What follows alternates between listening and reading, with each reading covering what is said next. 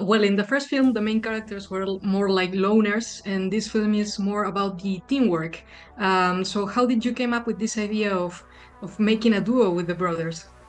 It was just felt like the progression of their story. The idea of having Christian be a loner again, we did that once, and I always wanted to bring Braxton into Christian's life and to start exploring that relationship and them to start to fix what was a very broken history with them and all the damage with their father and their past, and then for them to try to figure it all out. So that was always the intention when we were going to start building the script for the second movie.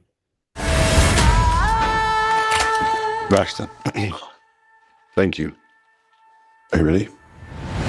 The first time we saw your characters together back in 2016, it was in the middle of a fight with a lot of action and drama. Now it's different. There are a lot of different emotions between your characters, and I like to know, for example, what I liked the most was the comedy rhythm. I like to know how was to work this part of the film, the comedy side of the film, Ben. That was the best for me, the most exciting and the most rewarding part of it. And I had a sense like, oh, I think I really admire Jon and I really like him, and I got to know him better and better, and my enthusiasm and affinity for him grew.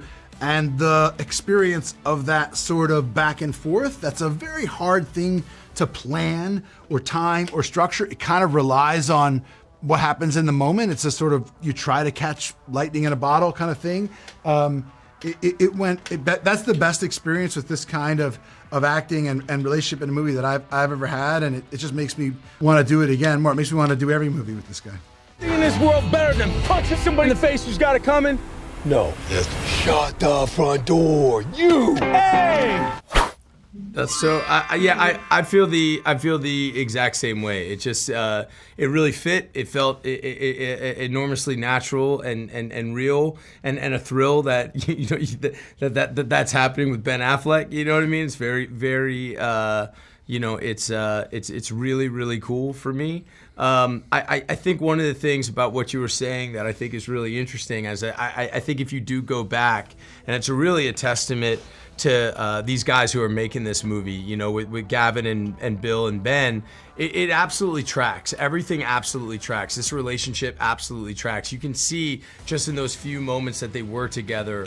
I think everything that you see sort of when you put them together and force them to live together like they do in this one, you see it all in that first film. Like puzzles, Mr. Wolf? Ray King has been murdered. All the main characters have changed a lot in this film, and Mary Beth Medina is not the exception. So I like to ask you, what do you like the most about her evolution? I think for me, I like the parts of Mary Beth that are really relatable, I think, to audiences and to myself as well. And in the beginning, when we see her in the beginning of the sequel, it's sort of that feeling of imposter syndrome. She has this sort of new position as deputy director.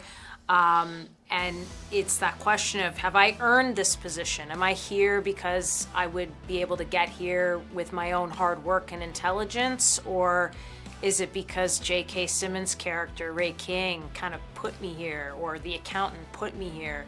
And I feel like that's a very honest, relatable feeling of people feeling like, I'm not sure if I'm sort of, here because of my own merit and my own work.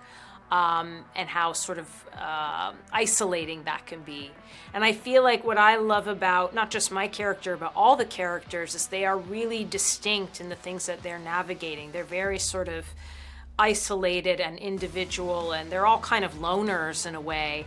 And so part of what you're watching in the movie is what happens when all these loners are kind of forced into situations, interacting with one another. He started. Well, how does this all connect? Most brains seek a pattern that's familiar. My brain doesn't work that way. Daniela, in your case, Anais is that kind of character that says a lot without many words. I mean, you have a lot of action scenes, but maybe the most important ones are those when you have to say a lot without words. So how it was work with a character like that? There were a few performances that I was looking at to kind of sort of land on exactly what you just said. It's like, how do you say a lot without saying anything? I mean, I think I've got like 5 lines in the whole movie. Like, you know, I went out of my way to watch 2 performances in particular, which was Isabelle Huppert in the Piano Teacher, which is like one of my favorite movies. She's the queen of just sitting and just telling you, communicating with you a million trillion things, and she's just sitting. And that's not a type of performance that I've had the pleasure to play. I also watched Javier Bardem in No Country for Old Men. You know, more lines, but very kind of stoic. How do you play a shark? How do you play a predator when you're not so plagued by empathy and fear, but you're just going after your target, you're just going after the thing you have to do, which was very different from other parts that I've had to play. But it was really fun. It was fun it's fun playing an apex predator. Well, we have back the main characters of the story. Some of the main characters are not anymore here. We have JK, of course, in the first scene, but he just disappears late. And also we have the character of Anna Kendrick that is not anymore. So can you tell me a little bit how do you decide which one will be back and which one don't?